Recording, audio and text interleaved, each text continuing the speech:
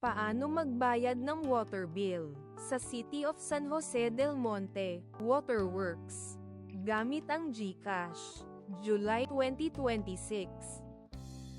Punta tayo sa phone. I-open natin yung GCash.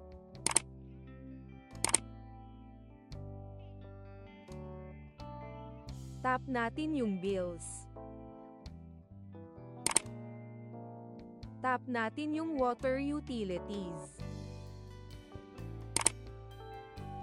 Tap natin yung search box. I-type natin, San Jose. Then select natin yung City of San Jose del Monte Waterworks. Tap natin yung right arrow button. Tap natin yung amount. Then ilagay natin yung amount ng bill.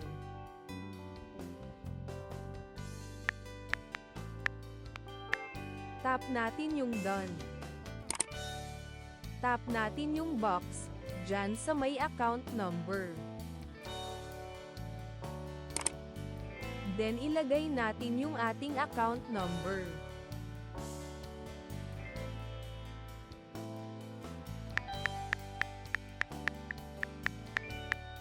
Tap natin yung box dyan sa may account name.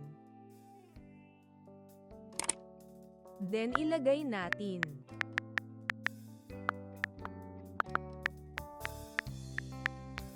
Tap natin yung done.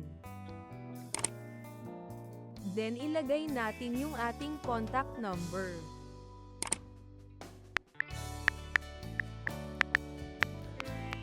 Tap natin yung done.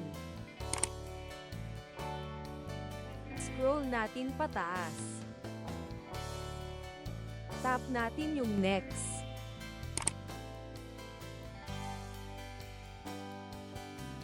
Double check natin yung account number at yung amount ng bill. Kapag may mali, tap natin yung left arrow button para mai-cancel. At kung tama naman, tap natin yung confirm.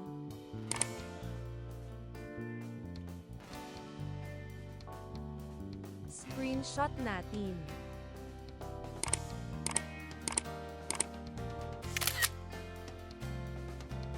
Tap natin yung close. Okay na. Close na natin.